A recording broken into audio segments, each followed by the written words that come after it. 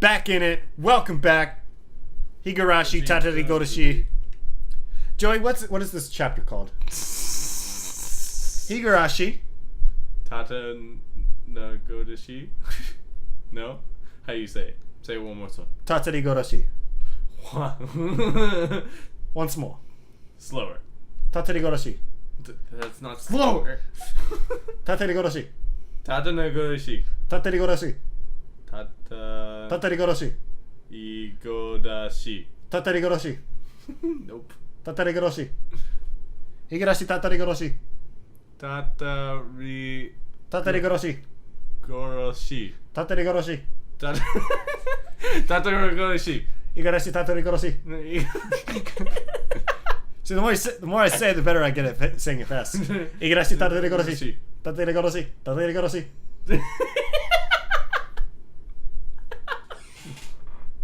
I wish my tongue could move that fast. Just take practice. Tatarigoroshi. No. No. That sounded like a mix between Tatarigoroshi and Watanagashi. Tatanagashi. I just... When they cry. No, it's wherever you say it the other way. Higurashi no Higurashi no nakokoro ni Tatarigoroshi. God. I'm getting better at it. The body wasn't there. Bum bum bum. The police didn't arrest me because of that, but I didn't know whether to feel happy about it. Just like Satoko had said, I'd failed to kill her uncle. The body wasn't there, so I was forced to conclude as much, no matter what strange natural disaster, coincidence, or miracle it might have implied. In order to free Satoko, I became a demon. In this abnormal world where my reward, yes, metaphorically, I had fallen into the demon world. But if that prize had been in exchange for the life of Satoko's uncle, then that would have been fine. Since Satoko's uncle was still alive, still shackling her to him, I needed to become a demon once again. One more time. And as many times as it took. I would kill that man over and over again until Satoko was liberated. I had already awoken. I looked at the clock to see that it was early in the morning, at just about 5. It was already light outside. But once I'd hardened my resolve to become a demon again, I could feel my whole body teeming with the awakened power once more. Time wasn't an issue. No matter what, I'd do it. Yeah, I got myself up. The exhaustion for the past 2 days was completely swept away, and I didn't even feel sleepy anymore. I slowly rose and made sure my body was moving like I wanted it to. I could feel blood flowing through each and every one of my fingers. As I got dressed, I let my mind wander and had a strange thought I'd cutting you off at every turn. As I got dressed. But I have something to say. I let my mind wander.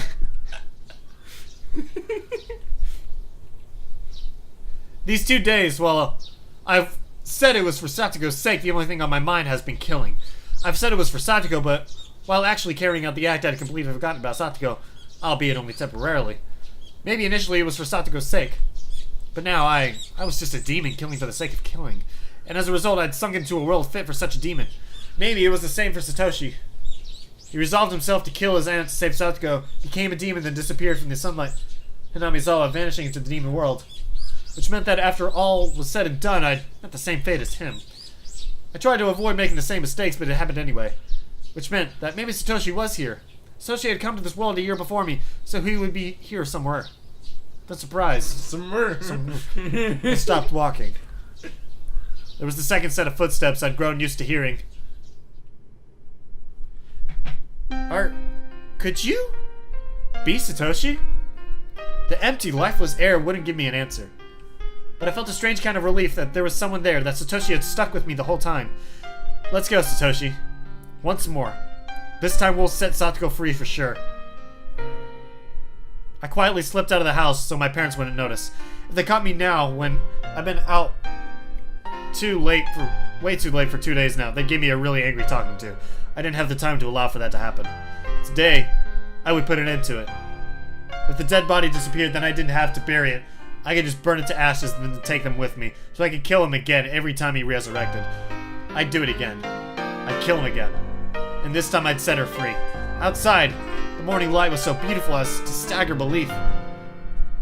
I went to the storage room to find weapons with which I could kill him for sure. Blunt or not, it didn't matter to me. Right now, I didn't need to care whether someone saw or if the police came. This world had gone crazy after all. A world where I'd shown up at the festival and had fun, and even though I wasn't there, even if the police arrested me, I'd probably end up going right back home as if nothing had happened. Both me and the other Keiichi Marabara. Even without me, he'd fill in. I could vanish from Minamizawa without anyone noticing. So basically, I didn't care if I was mistakenly killed. Even if I died, Keiichi Marabara would remain. After all, this isn't the world I belong in. If I was going to be killed mistakenly for Satogo's sake, then that was just part of my duty as her Nini. As those desperate thoughts became serious, the morning air felt more refreshing to me, strangely enough. Oh, this one's scary. Let's go with this. It was a hatchet meant for chopping thick firewood. Its hefty steel blade was sinister, almost as though it was a tool meant for killing people. I couldn't exactly take it out in public like that, so I wrapped it a little in some old newspaper and tossed it into the basket of my bike. Because that's not, Sorry for using you for evil all the time. I'll need you again today, my legs. I apologize to my bike for some reason. For the past 3 days, I've only used it for dangerous things. I've been riding this bike ever since I lived in my old town. I could walk most places I wanted to go, so I hadn't used it all that much. My mom had bought it for me when I entered cram school, thinking it would be a convenient way to get to the station since it was far away. So I'd always use it to get back and forth from cram school. I kept reading that as scram school. Scram! You'll never make it! I only ever put textbooks and class materials in the front basket, too. I never tried to put a hatchet that I'd be using to kill someone in here. When I came to Minamizawa, life finally felt fun. I met the best friends ever and had some of the greatest times ever. Those times might have been shattered now, but it was my greatest wish that I could get them back, even if I had to risk my life to do it. That's how fun those times had been. I killed someone. And now I was at it again, needing to kill someone. Murder was a crime. I didn't believe that people should ever think murder was okay, but still. The times I had were enjoyable enough for me to commit such a crime. My friends were irreplaceable, and the time spent with them was treasure. Hanging out, laughing, sometimes tricking each other, but always in a friendly way. I didn't fear committing any crime, as long as it was for the sake of taking back those times that gave my heart so much pleasure. Yes, this was a value I decided to uphold. It wasn't something I learned from a school teacher. It was a noble path that I chose for myself. I thought back to when I'd first come into Minamizawa. About how on the very first day Satoko had welcomed me via blackboard eraser with a rock on it. That welcome really surprised the heck out of me. She would laugh, get angry, cry. She was never boring. She was obviously the most childlike one among us, but she was actually lively, full of vim and vigor, and good at meddling in other people's business. That went for Mio and Reina and Mika-chan too. Wasn't Satoko the only one at the center of everyone's laughing and banter? Satoko would try to look cool. Then Mio would make fun of her endlessly. Then Satoko would cry, which would put Reina in a state of ecstasy. Mika-chan would be greatly delighted. And I happened to get mixed up in it. We would always fool around like that. It was lonely when someone wasn't around, but if I had to name one for whom it was the worst, it would have been Satoko. Her smile was everyone's smile. Ever since she stopped smiling, so did the rest of us. And for the rest of us, not smiling was the same as dying. It was just like when I was silently going to cram school every day, just to maintain my unchanging test scores. So basically, we were nothing when she wasn't smiling.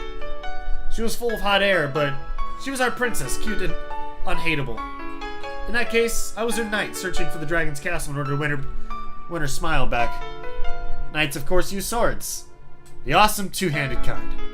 Probably the only knight in history in the world to be taking someone out with a thick, rusty hatchet. Then I saw an old woman in the ridge of a field waving to me. Oh my, Keiichi-kun, out for a morning ride, I see. Good morning. I reflexively waved back in a refreshing way. Should I really have been feeling so happy waving like that?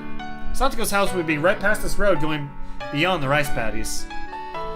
The cicadas had woken up too, and the next thing I knew, I was the audience to their daily chorus.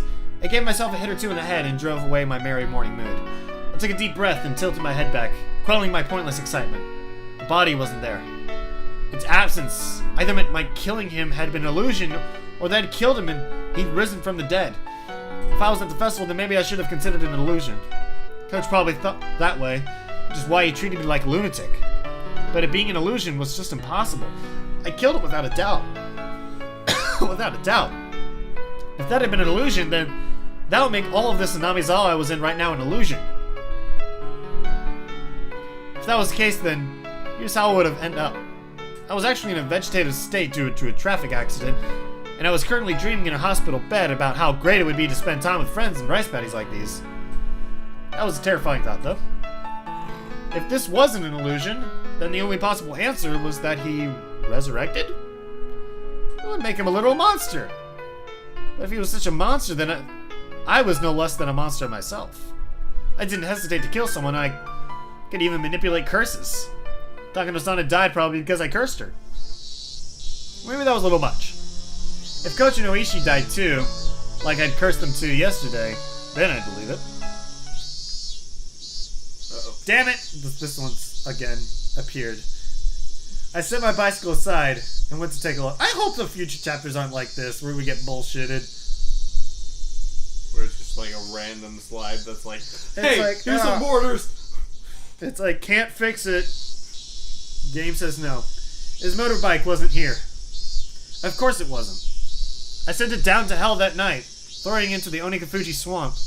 Or maybe, just like how the corpse wasn't here, maybe the motorbike didn't get thrown into the swamp either. The fact that his bike wasn't here might have been because he had gone to town and hadn't come back, not necessarily because I'd thrown it into the swamp. If her uncle wasn't around, then that was convenient on its own. Then I would just show myself in, then wait for him to return, sharpening my hatchet. If he was there. Forgotten sensations came back to my gut. A feeling of tension rose within me. The sensation was like poison, dulling my actions, but it could also be the trigger to allow me to awaken my superhuman, otherworldly self. I held the hatchet, still wrapped in newspaper. Its weight in my hands was profound, sinister, and reliable. I didn't know what time it was without a clock, but it was probably still a little before 7. Satoko would probably be awake, preparing breakfast, dinner, lunch. But her uncle would probably still be wallowing in indolence. A guy like him probably would have stayed up late drinking and probably always slept until noon. I considered ringing the doorbell and having Satoko open the door for me, but if her uncle woke up at the sound, I'd waste my chance of him still being asleep. If Satoko saw me sneaking in the house without ringing the doorbell, she'd be surprised. If I ran into her, what would I say? I've come to kill your uncle for you, so stay quiet. No, I couldn't do that. That would be like making Satoko responsible for his death. Be quiet and go wait outside. Maybe that would do it. How would Satoko react to that? She would probably try to get me to give up on killing him. I would have to lie somehow to get her to go outside. Satoko didn't need to know that a murder was going to occur in this house. I couldn't quite think of a good lie to tell her, but I couldn't do much standing around like this. I made up my mind and grabbed the doorknob. Oh, man. Then slowly turned it and pulled. It wasn't locked. The gap between the door and the wall steadily grew larger. The chain wasn't even on. The oppressive smell of life in Satoko's house hit me. At the entrance, there were a few pairs of shoes and sandals. Couldn't tell whether he was here or just not by looking at him. I could hear television on somewhere. The television was in the messy dining room. There was food scattered about the table, giving an impression decidedly different from a happy family's mealtime. Meals were for eating food while thanking the person for making it. Meaning whatever occurred in this dining room wasn't a meal. Nobody in sight. No sign of anyone either. But with the television on, he must have been close. Could he have anticipated my coming and be hiding? Waiting for me? The tension I felt was so thick, so tight that I thought it would choke me. The newspaper wrapping the hatchet's fixed blades didn't hamper its power at all. I tightened my grip on it, then very carefully took a look around. Where had those peaceful feelings from before I had arrived here gone? Even the sound of sweat bubbling up on my brow got on my nerves. And then I looked at the table and realized something. This wasn't breakfast. The grains of boiled rice were all hard and dried up. Then, was it last night's dinner? I left the dining room, keeping vigilant, went down the hallway and found the stairs to the second floor. When that man was playing with his friends, he looked out of a second-story window. It was highly possible the room was his own, and that he slept there. I tiptoed up the edges of the stairs, quietly climbing without making a sound. I couldn't hear any kind of snoring. I didn't hear anything up there. I went through a few rooms, slowly and quietly opening the paper doors, checking inside. But if I still couldn't find anyone around, to search more efficiently, I got down on the floor and pressed my ear right up to it. I could hear the television in the dining room and a low hum, perhaps of boiling water. It was then that I started to harbor some feelings of suspicion. This house wasn't right. It seemed like people had been here since the TV was on, but it wasn't normal for nobody to be around this early in the morning. I silently descended the stairs and went back into the dining room.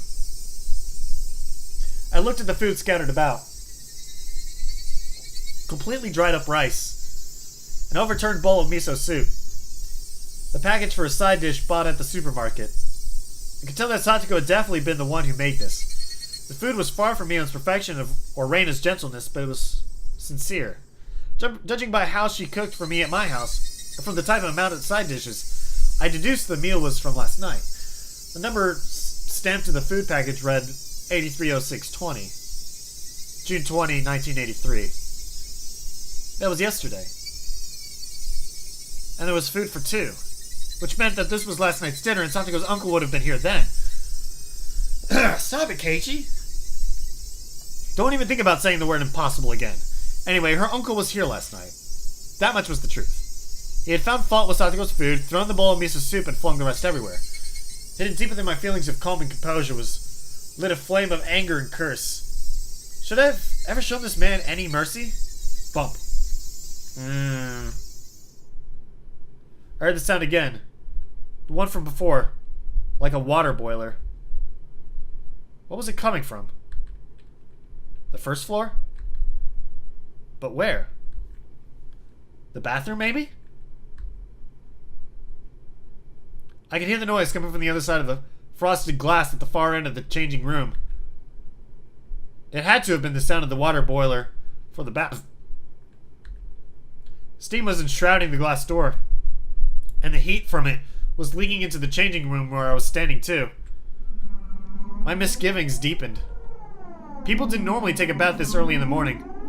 If one did, then it would mean that in this house, time had been stopped ever since that moment last night. Whistle, whistle, whistle. Was it being reheated? The water boiler in the bathroom had been active this whole time. I checked in a clothing basket and saw Satoko's familiar uniform stuffed in it. The uniform had stains and dried rice stuck to it. Certainly not something she could wear today. It was probably from the miso soup at the dinner table yesterday. I looked hard at the frosted glass, but I couldn't see anything through all the steam. And then an electric surge ran through my mind and a terrible premonition came over me. Could she? She couldn't have possibly have been there in there since last night. That would be impossible. But no. In Anamizawa right now, nothing was impossible. I gulped audibly, then quietly pulled aside the glass door. Hot, steaming air burst into the slide opening. The fan wasn't on in the changing room, so it went completely white with steam. Just as the hot vapor poured into the changing room, cooler air also flowed into the room of the bath. And I just heard, due to being hit by that air, a very weak moan. That was all I needed to know who it was. Satoko? No answer. Satoko was in the bathtub, surrounded by a thick layer of rising steam. The top half of her body was leaning over the edge of the tub, and she was passed out. The water boiler kept on making a whistling noise as if angered. I couldn't see the gas flame through the small window. It was roaring at full force, completely blue. Satoko's entire body was boiled red and flaccid, as though her bones had melted away. She was almost like a doll as she lay there unconscious. I wasn't sure how many seconds had passed as I stared in complete bafflement. I came back to my senses and promptly shut off the boiler. Then I dragged Satoko's small body out of the bathtub. The water in it was as hot as the water in public baths. Was she in this boiling water for the entire night? She'll die! She'll die! Satoko's body was lighter than I expected as I laid her on the floor, wrapped her in a towel. I went back into the bathroom and opened up the vent, creating a path for a cool breeze to come through. Upon the breeze hitting her, Satoko moaned again. It'll be alright, Satoko. It's me, Keiichi. Keiichi! Can you hear me? Keiichi-san. Satoko recognized me and muttered a response, but I couldn't couldn't really tell what she was saying. Her eyes were muddy and unfocused. I could tell she wasn't completely unconscious. Upon closer inspection, her limbs and waist were twitching slightly. This was way worse than normal overheating. This was dangerous. Didn't they call this heat stroke? Think, what would the teacher do if a girl passed out in the middle of summer during a marathon in gym class or something? I turned the water faucet in the kitchen all the way on and soaked a towel in it. I then took the cold towel and pressed it to Satogo's forehead. Satogo reacted harshly to the coldness and let out a muffled voice. For burns, right? You would soak the burn spot under running water. Then, could I run cold water in the shower and cool her off like that? Well, if it was that simple, it wouldn't be good for her heart. She'd go into shock. I think I read that once before. Yeah, this was about as much nursing as I could possibly give her. Anything more than this would be too much for the likes of an amateur. What happened, Satogo? You're alright now. Well, you're needy. We'll save you for sure. 5,039. 40. What was Satogo reciting under her breath? I brought my ear to her mouth to better make out the mysterious spell-like words she kept saying. And at that moment, I understood what they were for. Satogo, you're counting? Why? People tell little kids in the bath to count to 100 a lot, right? Satogo was counting like that. But 5,039? You moron! How long are you supposed to be count in your own bathtub? 10,000? I doubted my ears and doubted her common sense. 10,000? You're a freaking idiot! What kind of dumbass can count to 10,000? There's no way you could do that. You'd boil to death before you get that far. Why were you... My uncle... Last night her uncle flew into a rage at the dinner she'd made, saying it stunk and was inedible. Satogo didn't understand what on earth he meant. It wasn't much different than what she usually made for him. Maybe he hated the smell of the pickled vegetables she bought in particular. Her uncle then decided the stink was originating from Satogo and shouted at her that she never ever took baths. This is coming back to that one note from the previous video. Is this from Satogo's perspective? And then, he put Satogo in the boiling water and told her not to come out until she counted to. I'll kill you! I snapped and exploded. Raised the newspaper, wrapped hatchet, I stampeded through the house. I searched for any traces, signs, smells, vibrations, heartbeats. With a war cry, I raced up the stairs with such force I could have stomped a hole through them. Then I found the futon in the room I thought to be her uncle's, and well aware he wasn't sleeping in it, I bashed it with the hatchet. Did he run into the closet? I'll bust the entire closet down, door and all. If he's not there, maybe there's a secret door. Any switches or levers in the wall here? I smashed into wall after wall with the hatchet, crushing them. Dust rose in the air and broken pieces scattered about the floor. I smashed all the glass windows too, for good measure. After I destroyed everything beyond recognition in her uncle's room, my reason finally kicked in and suppressed my emotions. Anyway, her uncle wasn't in the house right now. I have to leave killing him until later. Right now, I had to do something about Satogo. I went back to the changing room. Satogo was still lying limp on the floor. There was nothing more an amateur like me could do for her. I needed to take her to the clinic. Coach had treated me like a lunatic yesterday and tried to lock me up in a mental hospital.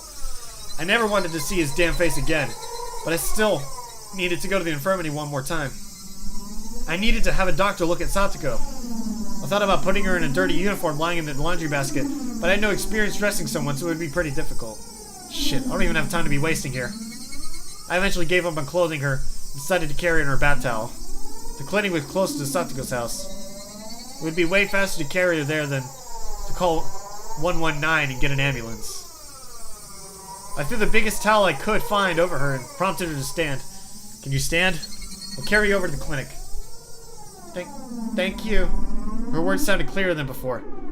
She was starting to come back. I cried tears of relief just knowing she'd improved even a little bit. Satogo turned over so she was lying on her face and then put up a weak struggle to get up on her knee. I smoothly swept her up and put her on my back. The towel I put on her seemed like it was about to fall off. The towel, it hurts. We'll be there soon, so it won't be long, so stay strong. It didn't hurt one bit to carry Satogo. She was light. Too light. The lightness actually made me uneasy. Outside, it had gotten hotter, as though eager to attack Satoko. Fucking cicadas, why did it have to choose this morning to get so hot out? I didn't have time to swear at them. The clinic was this way. Hoisting Satoko on my back, I broke into a trot.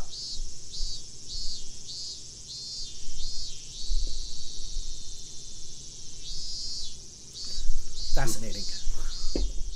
10,000? I want to think she lost track. And it's because of the heat stroke. She kind of lost track, and she's like assuming where she's at. Okay. The hilly road to the clinic, with which I had never had difficulties before, was now torturous. Big beads of sweat formed on my brow, and at some point my breath had grown faint. The hatchet in my belt was heavy, and it made it hard to walk. I considered leaving it, but I couldn't let it go. At least not while Satoko's uncle was still breathing.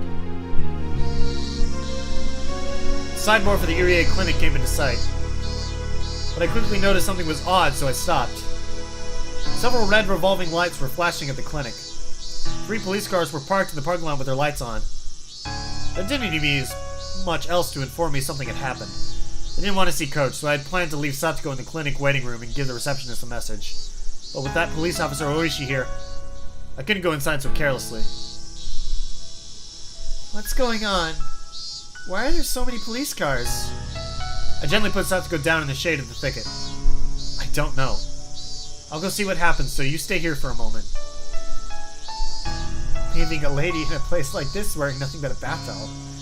Simply unforgivable. If you can still fire off those insults, you'll be fine. I'll be right back, I added, getting to my feet. Cautious of my surroundings, I hid myself behind a car and got close to the officers grouped at the clinic's entrance. I overheard an officer wearing a necktie, probably their leader, and a white robes doctor having a discussion about something. The doctor didn't seem to be Coach. It was one of those who Coach told to make the tea yesterday. So you were the first one to find it, since you were on morning duty. So then, what did it look like? He was sitting there on the sofa in the head office. He looked like he was taking a nap. There was a jug and an empty bottle of sleep medication on his desk. So you immediately thought he tried to commit suicide with it. What else? His high temperature and incontinence indicated a severe disturbance of unconsciousness. It seemed like a typical case of sleeping pill poisoning, so I immediately began to treat him. Without calling the police or an ambulance? This is a hospital. I'm a doctor. Since his life was in danger, it's my job to treat him at once. Yes, I understand. Okay, what else? His breathing was in disarray, so I put him on a respirator. I also administered breathing stimulants. I had no effect, so I prepared a medical ventilator, and... right. So, in other words, you did what you could, but it wasn't enough. That's it, right? You reported this as soon as he died? Yes. It was very unfortunate that we were unable to save him. Just then a radio in one of the police cars started to buzz, producing a broken mechanical voice. This is HQ, Komiyama-san, can you hear me? Over. Hello? This is Komiyama. We've come up with something. It looks like he committed suicide with sleeping pills. No notes or anything. Suicide? What the heck were they talking about? Someone had committed suicide at the clinic. But who? I wish Takano-san dead. She died the next day. Yesterday I wish Coach was dead.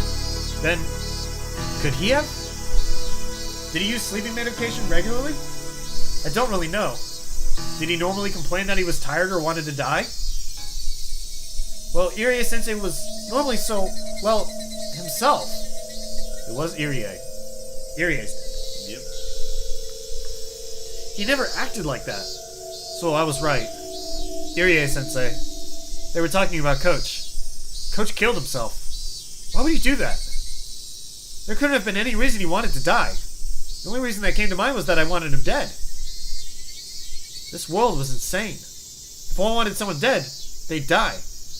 That was the kind of world this was. And what about Oishi? What happened to him? If people really died because I wanted them to, then something should have happened to him too. I've sent you backup. The chief wants you to leave the rest of them and get back to searching for Oishi's car. The car in the note wasn't Takano. It was Oishi's car. Oishi went missing. But Oishi sent for the car. Did he? I'm confused. We'll see where this goes. Yes, sir. Please excuse me then. It looks like we're getting relieved here, so please leave everything as it is right now. Alright, let's go. The officer's nodded and split up to the patrol cars. Did it just say searching for Ueshi's car? Uh-oh. Searching for his car. That meant he'd gone missing. Takano-san. Coach. And Oishi. When I wished for it, the very next day, they disappeared. No matter how angry you were when you said you wished someone was dead, it didn't normally happen. Everyone knew just wishing for it wouldn't make him dead. That's why people could utter such curses so lightly. But the curses I uttered were being granted. By Oyashiro-sama. Oyashiro-sama's curse. At the time, I hadn't even been walking, and yet... Tap. I heard a footstep. And it wasn't only one this time. Tap. Tap. They came from behind. And they stood right behind me, reaching a hand for my shoulder. Would you mind telling me what's going on? Ah! Tatsuko, don't scare me like that. I'm the scared one here. I'd prefer it if you didn't shout so suddenly. It was Satoko. Her eyes were still unstable and focused, but she seemed able to at least walk on her own now. She looked far better now compared to her early exhausted state. How do you feel? Are you better? My head still hurts. I can stay outside looking like this forever. I can't stay outside looking like this forever. She gave me a smile, a show of courage, but her legs were still shaky. Anyway, what on earth is going on? From what I just heard the police talking about, Coach apparently committed suicide. Eh? Satoko was at a loss for words. Her face grew paler and paler, and I could tell she was doubting her own ears. Keiichi-san, is that true? I didn't mishear you. That's what I heard. They said Irie-sensei killed himself with sleeping pills. Satoko went down on her knees and broke out in tears. It can't be. Coach, he would never, ever kill himself. As I watched Satoko crying and clawing at the grass, I felt myself trapped by guilt and remorse. I got so angry that Coach was treating me like a madman yesterday, that he betrayed me. But I thought he'd be better off dead. But even Coach, who to me deserved to die, still must have had people who loved and respected him. Like Satoko here. In my selfish, egotistical anger, I wished for his death and it was granted. And now Satoko was crying hysterically as a result. The guilt tore at my heart. I worked myself up to murder for Satoko's sake. I decided I wanted Satoko to be happy. Was that really all it took? Murder meant taking someone's life. It meant making everyone attached to that person sad. In Satoko's uncle's case, of course, nobody would be sad. So I didn't feel a sense of guilt at all. But Coach's death was different. I had wanted to make Satoko happy, and that had resulted in me inflicting a deep sadness upon her I had in it. But Coach had killed himself. It wasn't my... sob. Satoko still hadn't stopped crying, but she seemed to be a little calmer now. Wiping her tears, she stood up. I'm sorry. The only thing I could think of to say to her was an apology. Why are you apologizing? Yesterday, I got into a fight with Coach. And I thought that I wanted him to die. I wanted it so he really... Satoko looked at me dubiously for a few moments. Eventually her expression softened as she interpreted my words in her own way. This isn't your fault, Keiichi-san. Coach was an adult too. He felt like there was something he had to do give his life for, and chose to do so after a lot of worrying and suffering. It's not anyone's fault. She smiled a little, trying to comfort me. I do not want to be naked forever. I want some clothes. Are you okay? Shouldn't you get someone at the clinic to... I won't die from putting on clothes before going. Satoko readjusted her bath towel and started along the path. Her stride was wobbly and it didn't look like she'd recovered as much as she let on. At first, Satoko tried to go back home, but it was the time of the morning when people were going to school and to work, so after seeing people walking around, she thought better of it. She must have been pretty embarrassed wearing only the towel. I'm going to Rika's house. My clothes should be there. What's wrong? Keiji-san? Satoko noticed I was hanging my head and spoke to me. Despite how he might come off, Coach was an adult, alright? He would certainly not have killed himself over a petty fight with you, Keiji-san. Please stop blaming yourself. At first I thought it was a coincidence, but with 3 people now, I couldn't discard the possibility. There was no such thing as impossible in this world. These past few days haven't made any sense. What hasn't? Satoko seemed to be having trouble breathing, but she still tried to listen to what I had to say. At the Watanagashi Festival the day before last, you went home on the way there, right? And I went there and had a lot of fun. So it would seem. I do apologize for getting so upset with you about it. Satoko remembered how she blew up at me in the classroom yesterday and bowed to me a little. If I said I actually didn't go to the festival at all, would you believe me? Satoko looked at me confused. She couldn't help it, of course. Of course I wouldn't believe you. What do you want about? You wouldn't, right? I don't believe it either. I mean, I didn't go to the festival, but everyone's saying I hung out with them there. Nobody would believe it, right? Are you being serious? Yeah. Ever since the nights of Watanagashi, everything's been messed up. These weird footsteps suddenly started following me everywhere. The blood drained from Satoko's expression. Footsteps following you? Yeah. Thought it was just my imagination at first, but they stayed with me. They're probably still there. I can't tell them apart now because of your footsteps, though. Satoko took a long and hard look at me. Maybe she was doubting my sanity. Coach did the same thing. I mean, why wouldn't he after telling him this? The more I thought about it, the more I was unable to endure the feelings that my hatred for Coach had been meaningless. On the day of Watanagashi, I didn't go. I was doing something else the whole time. I wasn't sleeping or unconscious or anything. So it's not possible that I walked to the festival in my sleep and forgot about it afterwards. That is quite strange. Then how are you at the festival? That's what I mean. I didn't go to the festival. No. I can't let myself get emotional. If I get agitated now, that'd be like proving that there's something wrong with my head. No. Sorry.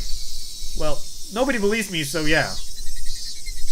What? He's gonna wish that Satoko died. No, he's not. No. No, he's not. If that is what you say, Kichi-san, then I will believe you. Oh? Then what? That night I saw Takano-san, and it felt like she was looking down on me. So I made a wish. A wish that she would die. Takano-san does have that sort of air about her, doesn't she? I cannot say that I don't understand how you feel. Did you know that Takano-san died? It happened yesterday. Apparently she was burned alive somewhere. Is that true? She died? I wished for her to die, and the next day she was dead. And Oishi from the police, too. Do you know him? That annoying and fat detective guy? Satoko nodded a little. I heard from the police earlier, but apparently he went missing. And yesterday, actually, I wish that he would die. Is all this true? I'm not lying. I don't want to believe it either, but it's true. Takano-san, Coach, and Oishi, I wanted them dead, and then they really died. For a little while, Satoko was at a loss. A long silence ensued. What a scary story. I should be sure not to get on your bad side, Keiichi-san. And that's not all. There's something even stranger. It's about your uncle. I would rather you not talk about my uncle. He was there yesterday, right? At your house. Can we please stop talking about him? I don't want to. It's impossible. He couldn't have been there. I said to stop talking about him. No. No! That man couldn't have been there after the night of Watanagashi because I... No! No more, please. No more about that man. I killed him. With my own hands. Even the cicada stopped crying. Her face was streaked with tears, and it stiffened even more as she looked at me in disbelief. On the night of the Watanagashi Festival, I killed your uncle. So it's impossible that he could have gone back home. But still, He went back. And last night he found fault with the dinner you made, yelled all sorts of things at you, and then you basically boiled you in the bathtub. That couldn't possibly have happened. So I wanted to make sure I'd actually killed him yesterday. So yesterday I went up to dig up the corpse I buried. But the body wasn't there. Is that even possible? I killed him for sure, but there was no body. And he went home like nothing happened to you, home to you, and that wasn't supposed to happen, was it? Satsuko's entire body stiffened. She was shrinking away, like there was someone in front of her, about to hurt her. You probably think I've gone a little crazy, don't you? I don't blame you. I can't believe it myself. Keiichi-san, I think you are very confused after all the people you wished for were dead coincidentally died. You're just in shock at Coach's suicide and you're really upset. God damn it. Person down pulls that up. I think you should stay home from school today and rest. I'll be fine, so take care of yourself. Satsuko spoke like she understood me, but she also told me to go home. I could see the revulsion in her face and knew that she didn't want to be around me anymore. Once I show you to the clinic, I'll go home. Your legs are still shaking, aren't they? It would be terrible if you collapsed halfway there. Really, I am fine now. I do not want to expose myself naked to a man any more than this.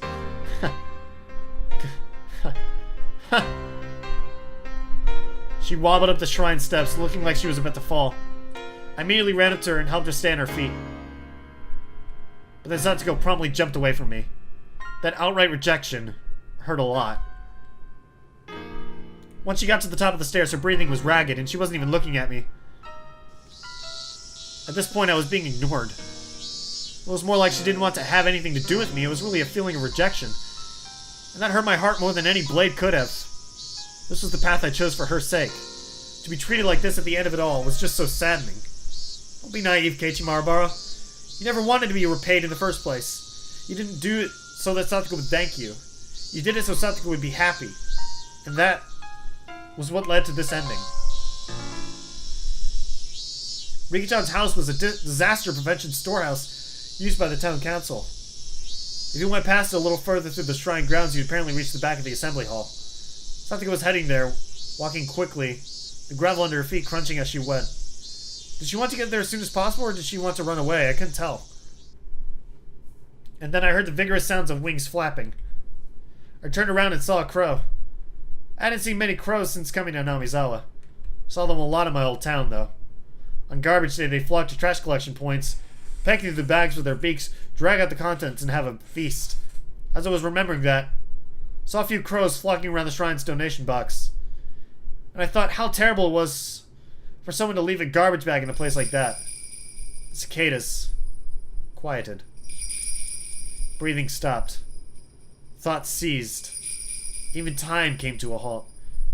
I ran over to the crows, where the crows were flocking. I ran there in order to drive a horrible idea out of my mind. I definitely hadn't wanted this. There's no way I would ever wish for this even by mistake. This was not. When they noticed my vicious approach, the crows all flapped upwards, fleeing into the sky. When the crows' big black bodies flew away, they exposed the garbage bag. What had I seen there? The scream had escaped from my throat before I understood what I was looking at. What was this? Satsuko came over as well, realizing something had happened. And she looked over my shoulder, then she screamed as well. This wasn't... The garbage bag was crimson, dyed in fresh blood. Ugh, enough of this stupid roundabout way of saying it. That's right, yes. It was Rika-chan! Our friend, Satsuko's best friend. Always easygoing, clever as a cat, but so cute you couldn't hate her. Our friend Rika-chan, Rika-chan was stark naked. She was face up, limbs sprawled. Her eyes were like glass, just staring up into the sky. And... Rika! Ah! Satsuko broke down crying on the spot.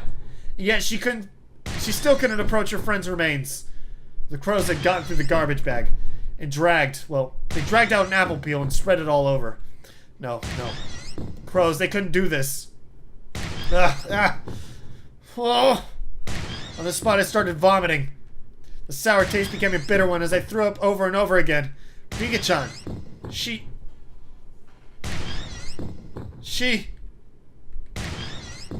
Her stomach was cut wide open. Vertically, completely open. Rika! Wah! Crows couldn't have done this. And from her open stomach, her organs, her bowels were dragged out like the children's toys left all over the floor. That unbelievable sight induced oxygen deprivation in my brain. Color left my vision, a pounding headache, dizzy, and I wanted to vomit. It was like the nightmarish remains of a ceremonial killing. When someone had killed Rika-chan, brought her here, laid her here with her limbs sprawled out, and then cut open her stomach, dragged out her intestines. Red and pink viscera were sticking out of her gut, and her intestines were scattered in every direction like it had been for fun. The entire ground was covered in an ocean of red and black. A few of the crows had hopped around inside that ocean. They walked in the sea of blood, leaving the bloody footprints, and those footprints there were several still left on Rika-chan's body. Those sinister prints made it seem even more like a bizarre ritual killing. I may have wished for Takano-san and Coach and Oishi to die, but I didn't remember ever wishing for Rika-chan's death. Yeah, it wasn't me. It wasn't me. It wasn't me. I stumbled backwards and stepped on a newspaper. A newspaper in a place like this? The newspaper was what was covering my hatchet. I had kept it wrapped up on my belt in order to carry Satsuko. And that newspaper had fallen off. Jeez, don't scare me like that. I bent down to pick it up, and then Satsuko looked at me with such disbelief I'd never seen and froze. She was looking straight at me. At the hatchet. On my belt. Eek! Calm down, Satsuko. This isn't what it looks like. Satsuko, trembling madly, backed away. It wasn't me. It wasn't me. It wasn't. The murder! She didn't care at all, as she was exposing herself through the towel. She just trembled and tried to step back from the demon in front of her. Satsuko, please calm down. Please, relax. Satsuko. No! No! Screaming weakly, Satsuko began to run unsteadily. Run away, that is. Wait, please, Satsuko. You're wrong. That's not it. When she ran away, it was so weak, so slow. So if I wanted to go after her, I could have caught up. If I tried to grab Satsuko's shoulder, something right now, she might actually go crazy. So I had to follow her and try to clear this up. You killed Takano-san and Coach and Oishi-san, didn't you? You killed my uncle. And then you killed Rika. You murderer! No!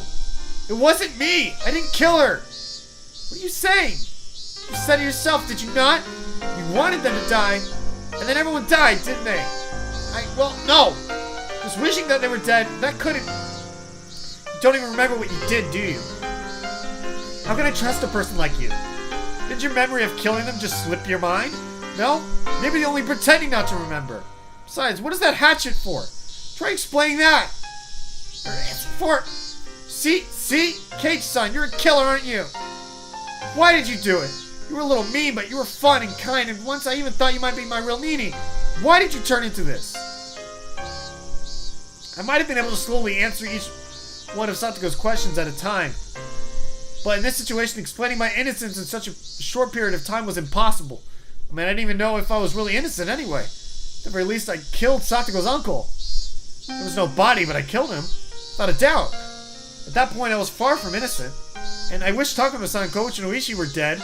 And that curse of mine was granted. When I wished for Takano-san to die, I didn't think of it as anything more than a normal thing you'd say to someone you didn't like. But then she actually did die, and I realized that if I wanted people to die, they would. And hoping it would happen again, I cursed Koichi and Oishi as the same fate. So even ignoring Takano-san's death, Koichi and Oishi were completely premeditated crimes. Was I a killer just like Satsuko said? Was I unable to distinguish between illusion and reality and turned into a demon without remembering it and becoming a killer who carried out Oishiro-sama's curse? No, it couldn't be. It was impossible. God damn it. very word impossible was impossible in Inamizawa right now. How many freaking times have I said that word these past 3 days? Satoko had started crying again and was walking unsteadily. At first it felt like she was still running, but now it felt like she was walking away from crying from someone bullying her. Why? Why did things turn out this way? Why? Why? There was an answer to that, then I wanted to know it too. Why? Why had it turned out like this? After Nini went away, I was so lonely for a long time, but then Keiichi-san transferred to school and everyone was happy again. It was fun again. Every day was beautiful. Yeah, she was right. Those days were bright and beautiful. And yet, after that, Satoko and I shouted the exact same thing. How did it turn out like this? The cicadas were sneering at the spectacle, a strange game of tag. Shut up, shut up, shut up! Eventually I heard the murmuring of a stream. The forest parted and a suspension bridge appeared. Satoko was crossing dangerously, wobbling as though she might fall at any moment. And when I stepped onto the bridge, it swayed a lot, causing Satoko to stagger and fall on the spot. Satoko, are you okay? Don't come near me! You murderer! Satoko shouted, her hatred made very clear. It was sad. If words could cut, then this warmth flowing from my eyes would have been blood for sure. Why did you turn out like this? Keiichi-san, I really liked you. I wanted to go up and give her a hand, but the distance between us was uncrossable. If I got any closer, Satoko would start shouting again, and say things that would hurt me deeply again. So I couldn't approach any closer than this. Satoko, I don't know how things turned out like this either, but I can say this. I wasn't the one who killed Rika-chan. At least that is true. Please stop being so absurd. How do you expect me to believe anything someone who can't even rely on his own memories has to say? I tightened my hand into fists.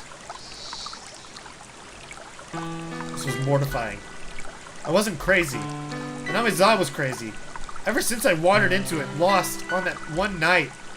This insane world where I was at the festival when I wasn't, and the uncle I killed was alive, where death would come just by wishing for it. It was this world's fault.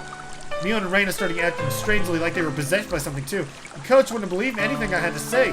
And even Satoko, who I should have protected, was yelling at a time like this. Was the price for killing a man supposed to be this high? Was I really going to be forced to stay in such a bitter world? If I did the right thing, at least I wanted to. So then, why? I hated it. Every time I asked why, the days Satoko and I enjoyed peace went so wrong. Satoko, please believe me.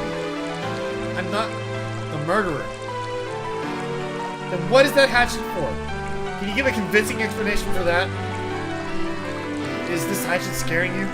Okay, I'll throw it away. If that's what you want, right? Satoko didn't nod, but she seemed to be in agreement with that proposition. I clumsily took the hatchet out of my belt. Then dropped it over the side of the bridge into the stream below. There. It's gone. Now you'll listen to me, right? You think I'll let my guard down just because you got rid of your weapon? Keiichi-san, you're strong, but it would be easy for you to strangle me with your bare hands. Like hell I would. Never want to kill Satoko. Idiot. Then what should I do? Should I put my hands on my head? Yes, why don't you? Please put your hands on your head and face the other way. It was a cunning plan, much like the one she used during club activities. Putting my hands on my head and turning away would mean I couldn't attack Satoko very easily. Immediately, I acquiesced her something to her request, since it would make her feel better. Is this alright? Please listen to what I have to say. Satoko stood up and carefully approached me from behind, and then she actually came up right behind me. She was so close, and yet I was so sad that I wasn't allowed to turn. I sort of think I understand that it isn't your fault, Keiichi-san. Huh? I think probably you've just been possessed by something evil. Until before I thought Keiichi-san was a killer, but now I know. After looking at your eyes, I could hear that Satoko was still crying, but her voice was gentle all the same. Keiichi-san could never kill anyone. Something simply possessed his body and made him do evil things. Was she speaking literally right now? Or was she trying to admonish me? Couldn't tell. Come to think of it, maybe. Maybe they were possessed, just like Keiji-san. At the time, I was only thinking I would be killed, so I didn't think about it. But now I understand. That was the work of something evil that possessed you. Satoko? What are you... It was less like she was talking to me, and more like she was talking to herself, like she was confessing at my back. I understand, you know. It isn't like I haven't experienced it myself. Satoko's voice started to become mixed with sobs. Her pained voice tore at my heart. But I didn't know what Satoko was talking about. I climbed to the top of the ritual storehouse once. It was a few years ago.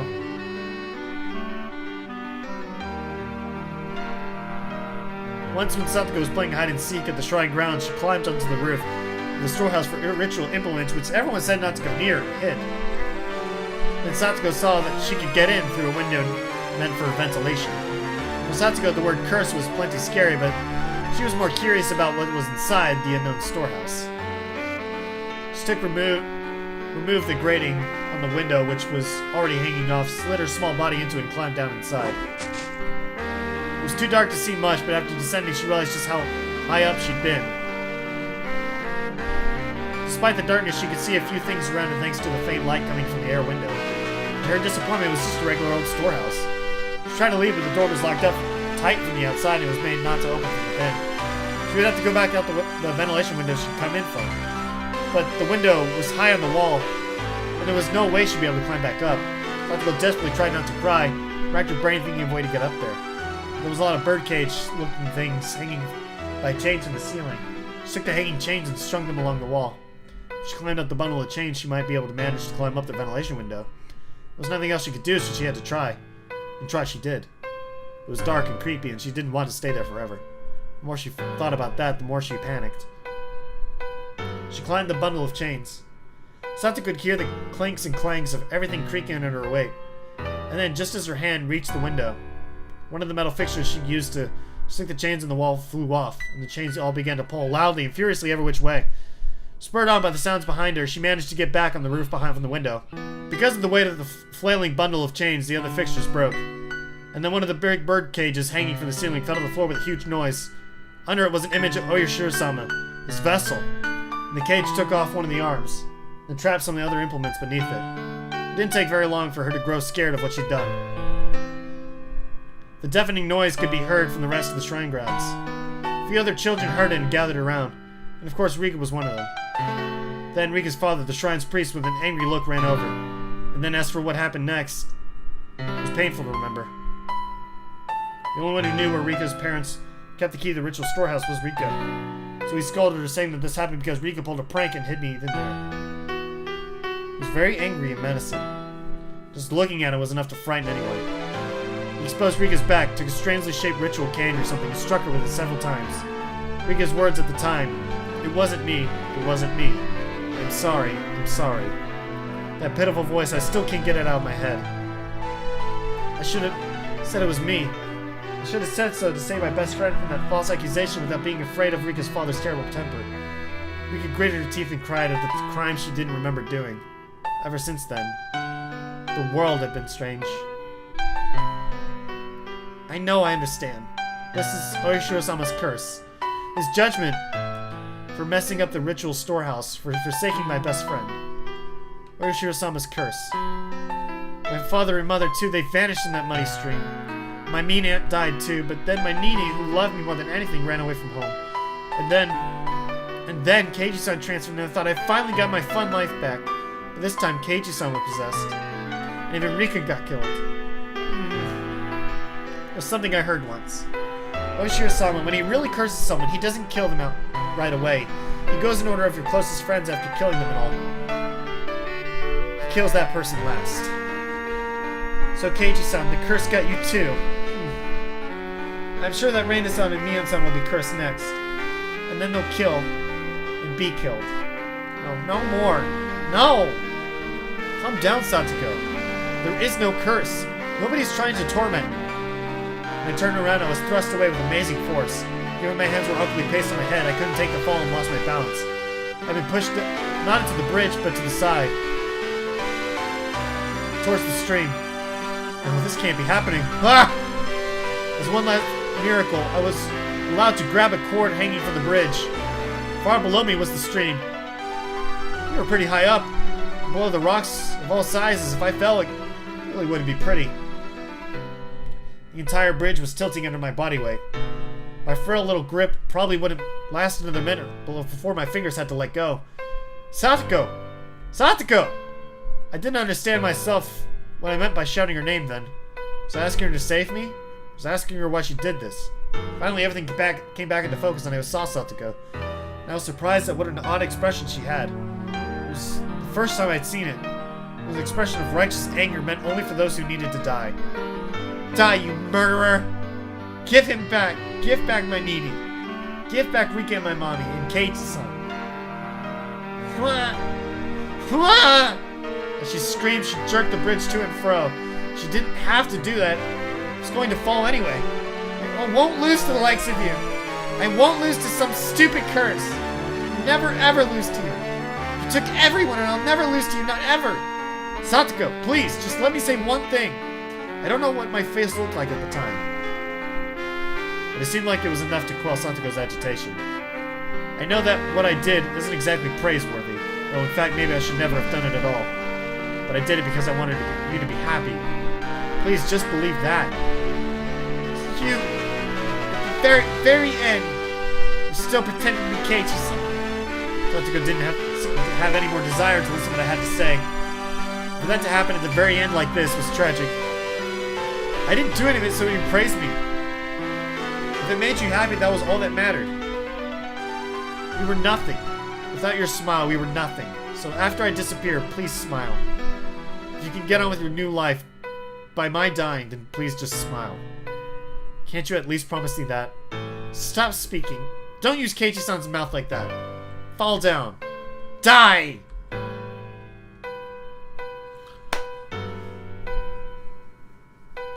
And those were the last words Satoko ever said to me. Those sad, tragic, and altogether unrewarding words. What on earth was I? My desire to make Satoko happy ended up like this. Where did I first go wrong? What was the mistake I made? When did I make it? Was I the crazy one, or was it Anamizawa? Even after all of this, I thought I wasn't crazy at all. It was this eerie world that was crazy. This world I accidentally wandered into that one night.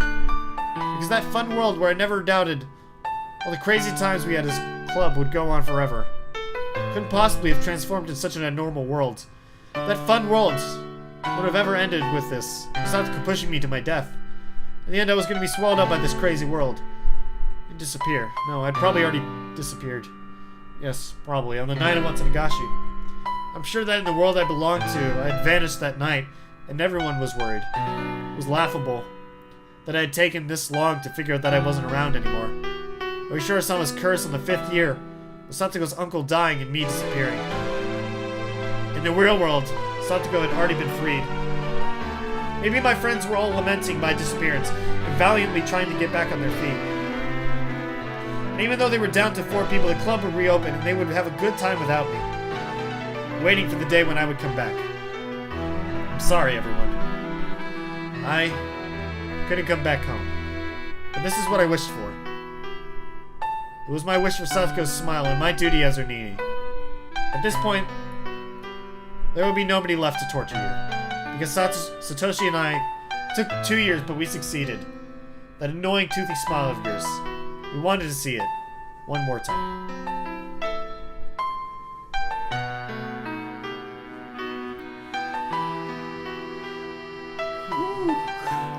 My pain wasn't gentle or merciful.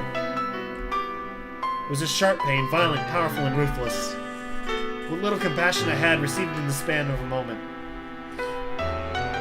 Now I could die. I could say goodbye to this insane world.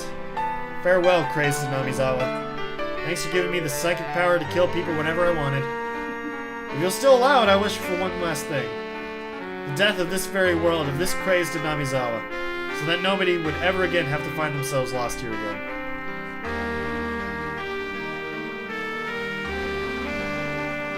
Woo, boy! Got white?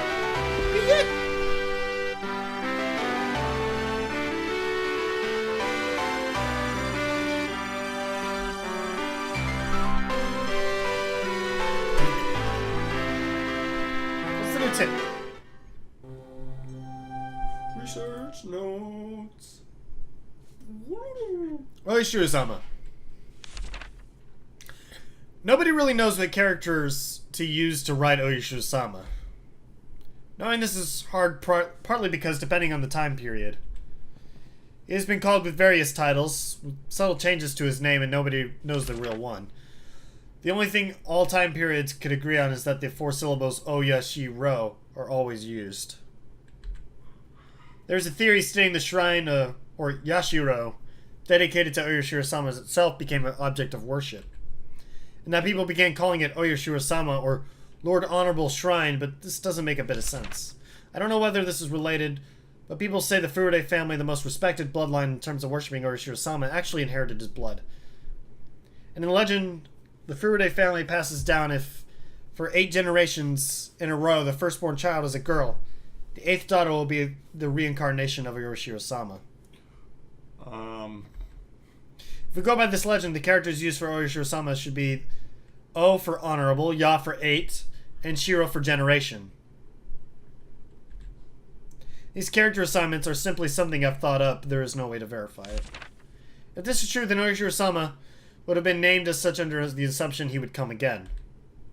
The second coming of an object of worship can be seen in several religions, so this isn't unusual.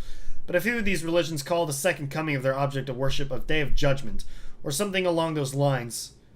And we must not forget that they mean to be the end of a world. Rika Furude, pampered and loved dearly by the elderly folk in the village. The rumors say she is the 8th generation and Oishiro-sama. I do not know the family tree of the Furudes, but at the very least I can confirm that for the past 2 generations the first child has been a girl. Rika Furude watches over her Namizawa. If the village were to lose her protection, what would happen? Would peace between man and demon be lost? Would it once again create a hellish landscape where man-eating demons run rampant? A gruesome feast of the demons who suddenly remembered how delicious the weak humans were, who could only cry, scream, and run for their lives. What would that look like? Just imagining it is enough to make my heart pound with excitement. Interesting food for thought. Oh, got the detective achievement. That is the last note. I think we are done. I think we are done. Or there's one chapter that has no notes. So, is Rika Oishiro-sama? And who's trying to kill her? Because she's died in every single one, hasn't she? I don't think she died in the first one. I don't believe she died in the first one at all. I don't even think she went missing. I think the first one was just to set up the world, but regardless. The idea, throwing it out there, that Rika could be Oishiro-sama. And that her death could mean the rise of the demons to start killing again. And that really puts Oishiro-sama's role into question as to, is Oishiro-sama inherently evil that just kills for the sake of it, that just wants to be, that has a thirst to be quenched, needs sacrifice? Or does Oishiro-sama more work as a mediator and uses the sacrifices to quell the demons to prevent from killing the humans? It's very possible. It's very possible that that could be the case. Very supporting of the curse theory. It's all very confusing, but it's a very interesting idea to be tossed out there. And we'll see how they play it out. Extend on it. How they add to that theory. But certainly one that I'd never thought of before. This ending, though. It's fascinating. If it is the ending. It's very possible. I don't see how they could continue. Yeah. Geishi did die. Our narrator is no more. But, like, who the fuck killed Rika? That's what I want to know. They didn't get into a fight. They didn't... It was mysterious forces. It's almost like... Who did this? Who did that? Why is this happening? The killing of Rika and the placement of her body seems intentional. Yeah. Almost like the string of events that happened afterwards was meant to happen and was coerced by someone. What if, long shot, you know how Mion and Reina were going to punish Keiichi for doing whatever he did to the uncle? He didn't go to the punishment, so they brought it to him.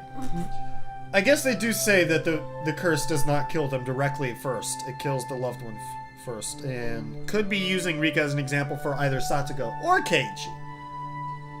And merely using Reina and Mion as tools to do it, so they could have killed them as dispossession by Orishiro-sama, which could be Rika, which doesn't make sense. Why would Orishiro-sama's curse kill itself? I don't know. It's so confusing. Like the chapter said at the very beginning, it is very difficult to make conjectures. What if Mion is not possessed by Orishiro-sama? What if she is the demon leader? Because she is the head of the Sonozaki family, who is said to be demons. Yeah, I guess. And they would want Orishiro-sama Mion dead. would never kill Rika, though. I doubt Mion would ever... To gain control over Hinamizawa again? It just doesn't add up for me. There's a piece missing in there for that theory to make sense. What's missing? The reason would be to become the #1 family again. It just doesn't make sense to me. I don't think that's the case at all. Maybe. I agree with your theory that... I agree with part of the theory that the Sonozakis are very much can be alluded to like demons. Mm-hmm. And their, I guess, power among the village is definitely visible and can definitely overrun given the chance. Mm-hmm. And if one person, or Orishiro-sama, is out of the picture, then they rule. It just doesn't seem likely to me that Mion is looking to gain power. That's the thing that doesn't make sense to me. Mion is not looking to gain power. She's already satisfied with where she's at. Shion, on the other hand, Shion seems more likely to me. And we didn't see a lot of Shion in this one. Not that Shion was super relevant to this one. No, she wasn't. Okay, so those are our final thoughts, our final conjectures, which were shots in the dark. As the beginning of the chapter said, this is the most difficult chapter. Conjectures are hard to make. And they are. There's a lot of things that don't make sense and that don't add up. The footsteps, the twisted timelines that don't seem to make sense, people dying, Bodies being moved, people showing up that should people be dead. dying when wished. It's super weird to me. It's very confusing, and I'm sure all those questions will be answered in later arcs. But for now, that is where we'll leave it. If this is the last chapter, then we will see you guys in the after party, the wrap-up party. We're gonna be wrapping it up. If there's another chapter, get ready for another grueling chapter in the afterlife. Bye, everybody.